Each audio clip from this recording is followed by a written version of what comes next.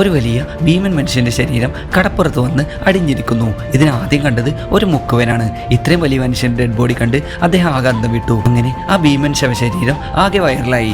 ജനങ്ങളെല്ലാം കടപ്പുറത്ത് തടിച്ചുകൂടാൻ തുടങ്ങി. അങ്ങനെ ആയിരക്കണക്കിന് മനുഷ്യർക്കിടയിൽ ഒരു സയന്റിസ്റ്റും അയാളുടെ 2 അസിസ്റ്റൻസും അത് കാണാൻ വരുന്നു. അയാളുടെ അടുത്തേക്ക് പോകാൻ എല്ലാവർക്കും ഭയമായതുകൊണ്ട് തന്നെ അവരെല്ലാം ദൂരെ നിന്ന് നോക്കിയിരുന്നു. അന്നേരം നമ്മുടെ സയന്റിസ്റ്റ് കുറച്ച് അടുത്ത് പോയി നോക്കുന്നു. അയാളുടെ കയ്യിൽ കുറച്ച് വെള്ളമുണ്ട്, അതിൽ നിറയെ മീനുകളുമുണ്ട്. ഇവരുടെ കൂട്ടത്തിലുള്ള ആളുകൾ ഇനിയും ജീവനോടെ ഉണ്ടോ എന്നെല്ലാം ആലോചിച്ച് നിൽക്കുന്നു.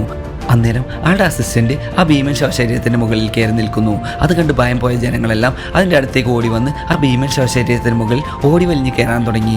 അന്നേരം നമ്മുടെ സയൻറ്റിസ്റ്റ് അതിൻ്റെ മുകളിൽ കയറാതെ നിരീക്ഷിച്ചു കൊണ്ടേയിരുന്നു. അങ്ങനെ ഇരുട്ടായി. നമ്മുടെ സയൻറ്റിസ്റ്റും അസിസ്റ്റൻസും അവിടെ നിന്ന് പോകുന്നു. പിറ്റേ ദിവസം സയൻറ്റിസ്റ്റ് നോക്കുമ്പോൾ അവിടെയുള്ള കുട്ടികളെല്ലാം അതൊരു പാർക്കാക്കി മാറ്റിയിരിക്കുന്നു. ഇതെല്ലാം അറിഞ്ഞ ഗവൺമെൻറ് അതിനെ നശിപ്പിക്കാൻ നോക്കുന്നു. 80,000 കിലോഗ്രാം വെയിറ്റുള്ള ആ ശവശരീരം അവർക്ക് ഒന്നും തന്നെ ചെയ്യാൻ കഴിഞ്ഞില്ല. അതുകൊണ്ട് തന്നെ അവർ അതിനെ അവിടെ ഉപേക്ഷിക്കുന്നു. അങ്ങനെ പിറ്റേ ദിവസം സയൻറ്റിസ്റ്റ് വന്ന് നോക്കുമ്പോൾ അതിൻ്റെ ചെവിയിലിരുന്ന് ഒരു പെൺകുട്ടി അതിൻ്റെ ബോയ് ഫ്രണ്ടുമായി ചാറ്റ് ചെയ്യുന്നു. അദ്ദേഹം പോയി അതിൻ്റെ കൈയുള്ള വെള്ളം നോക്കുമ്പോൾ അത് വറ്റിപ്പോയിരിക്കുന്നു.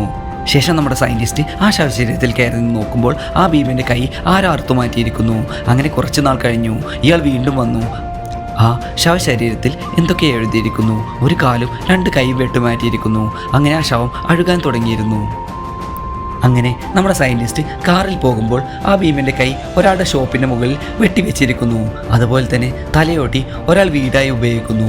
ഭീമൻ ശവശരീരം മരിച്ച ദിവസം മുതൽ അതിനെന്തോ ഒരു അത്ഭുത വസ്തുവായോ അല്ലെങ്കിൽ ഇതുകൊണ്ട് തനിക്കെന്തെങ്കിലും ഉപകാരമുണ്ടോ എന്നെല്ലാം ആളുകൾ ചിന്തിക്കുകയല്ലാതെ അതിനെ മനുഷ്യനായി കണ്ടില്ല. നമ്മുടെ സയൻറ്റിസ്റ്റ് മാത്രമാണ് അതിനെ മനുഷ്യനായി കണ്ടതും അതിൻ്റെ ഫീലിങ്സ് മനസ്സിലാക്കിയതും. നമ്മളിലും ഒരുപാട് പേരിങ്ങനെയാണ്. നിങ്ങളുടെ അഭിപ്രായം കമൻറ്റ് ചെയ്യുക. Thanks for watching. This is Mallu translator.